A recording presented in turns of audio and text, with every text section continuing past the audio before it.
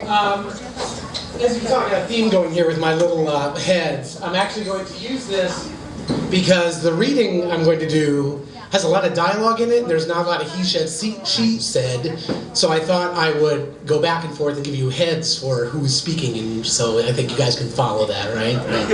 Okay, there's a little bit of audience participation in this part. I hate to tell you, but it is true. I'm going to refer to myself as screaming in this. Now, there are several preemptory mentions of the scream before I actually scream. I'll give you a sign, like, and at that point, I want you to scream. Okay? So I'm busy reading and doing all this nonsense. Oh shit, I forgot the bottle. Hey! That thing is so fucking ridiculous. It ends up like spewing for like 5 minutes, and you watch it pee all over the carpet, and then it'll like stop, and then all of a sudden like 3 minutes later it'll start all up again. So, very spooky. Okay, so we're going to practice our scream right now, and don't worry, this isn't like on fire or anything, it's all good. So I'm going to count to 3, and you're going to practice your scream. Ready? 1, 2, 3. That's actually really good. I thought I was going to have to say, okay, let's try that again. Oh, you guys got it. Very, very good. A bunch of screamers, if they will. Okay. So, this section takes place in the first chapter of the book when I go to work at a haunted house that was located in Akron, Ohio. Its name was changed. And I go through the entire process one Labor Day weekend of being interviewed and applying to work in this haunted house. And so this is my adventure. I know you folks came here for a book reading, but I'm going to be doing a paper reading instead for this part because I've got this and fog machines and 10-point type, and the dark light is not going to do it. So, okay, so at this point we fill out our applications and we're waiting for our actual interviews. Oh, and this is Ingrid Pitt. I don't know if you ever heard of her before, a famous horror matron who was in a lot of different vampire movies and still is trying to do so today, and she's like 1,000 years old. And she will be playing the manager at the haunted house. Okay? And then there's me, who will be playing me. We sat around the House of Terror cafeteria for about another 20 minutes. Now, again, remember, I'm going to cue you. When you hear scream, don't scream. Okay? We sat around the House of Terror cafeteria for about another 20 minutes before our table was called. Once we reached the front of the interviewing line, we saw 4 tables, with 2 managers on one side and the interviewee on the other. The interviewee would take a seat on cue. Then some questions and polite conversation would go back and forth. At the end of each interview, the interviewee would scream, thank the interviewers, and leave. Well, no, this is fucking ridiculous. This is turning into a great white concert up here. Yeah, 75 die in bizarre book reading accident. Okay, so when my turn came up, I was asked the standard questions. Why do you want to work in a haunted house? Do you have any experience? And is a section on your criminal record complete? Would you like to explain it? But my mind was on the scream. What was it for? Would I have to scream? Would I be asked to scream, or was this just something that one person did to impress the managers, and then everyone else followed suit? Then, one of the managers told me that being an actor in a haunted house was tough, thankless work. I'd have to perform for hundreds, if not thousands of people a night, and I'd have to give as good a performance to the last person as I'd done to the first. As a sign of my acting skills, she asked for my best scream. Now? Yes, she responded, wondering as if I had somehow missed the 70 other screams that morning. Okay, but what am I screaming at? I'm sorry, what is my motivation? For screaming? Yeah, because I told you to. Fair enough. And with that, I let out my best scream. It was more of a shriek, actually. The kind of high-pitched, shrill yelp you'd expect from a teenage girl when Jason or Freddy Krueger jumped out from behind the sofa.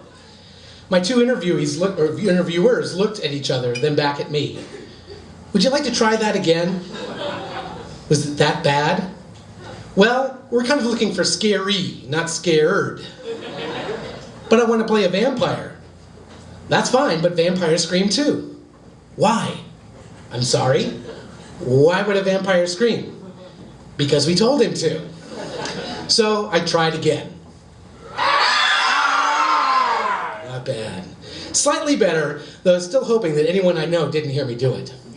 Very nice, you can expect a call in a week. So I'm in, I asked?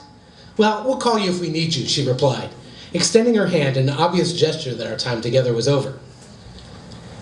A week went by, no call. And then another week went by, nothing. They said that they would have about 75 hires, but I figured that even with my girly scream, I could at least make the top quartile. After waiting a few more days, I called Tom. It's going to be played by Walt Whitman, okay? Oh, he actually figures into the story later on. Okay, so I called Tom. He found my application, paused while he read over the notes, and then said they were all full and didn't need me. You can try again next year, he offered. Will you have any openings later on the season? Sure, just call later on. And he stopped, and he paused and stuttered, obviously trying to backpedal. But, you know, we have a lot of qualified applicants. Maybe you might be pretty far down the waiting list. Qualified applicants? I'm a college graduate and a published author. I've been steadily employed since I was 16. I wondered how 75 PhD Mensa members had gotten through the process without me noticing. I followed Tom's advice and checked back the next week, and every week thereafter until the middle of October.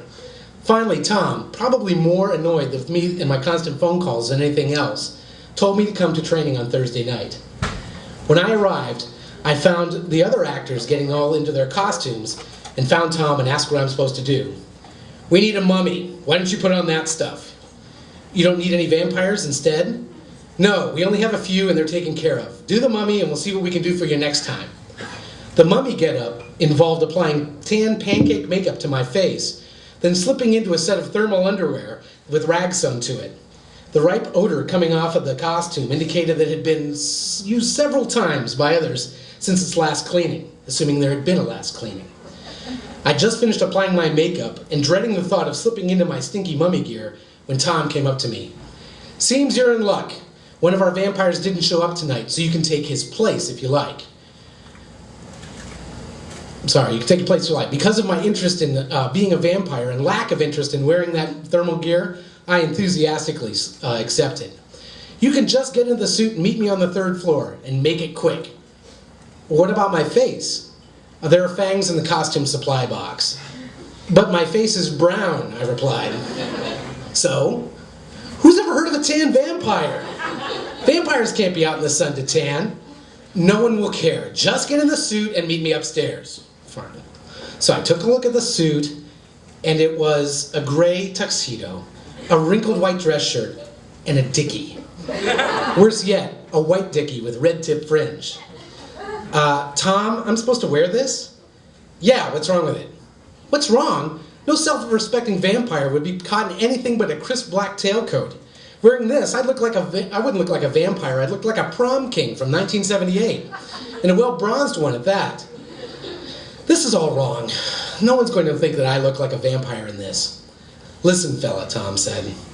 It's the cape and the fangs that make it, plus the coffin. Oh, excuse me, I skipped a line. It's the fangs that make it, plus the coffin. But there's no cape. You don't need a cape. Just put it on and come upstairs. Okay, Tom said once I'd arrived in my tuxedo and plastic fangs. When they leave the Hall of Mirrors, you'll hear their footsteps. If you look through the hole in the side of the coffin, you'll see them coming and you'll know that they're about to enter your room. That's your cue to sit up and scream. Then you lay back down. No biting anyone, I said? No, Tom replied, not understanding where I was going. Just jump up and swing the stake at them. Tom handed me a wooden stake that was lying next to the coffin. I threatened them with a stake? Yeah, just throw open the lid, scream, and point the stake at them. But the stake is supposed to kill the vampire, not his victims. Do you want people driving stakes through your heart? No. Then hold up the stake and swing it at them. About 15 minutes later, the house opened and I could hear people working their way through the House of Terror. I grabbed my stake, positioned myself inside my coffin, shut the lid, and waited.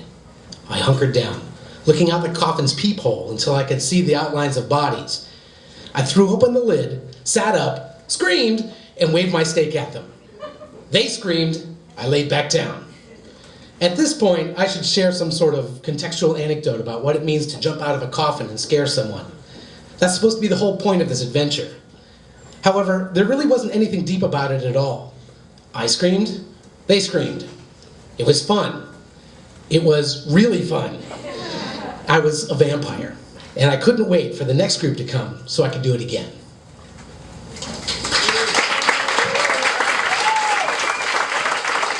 That's the hard part. Every time I practiced this at home, I would like wave those things around and I'd blow pages off, and I was just waiting for disaster.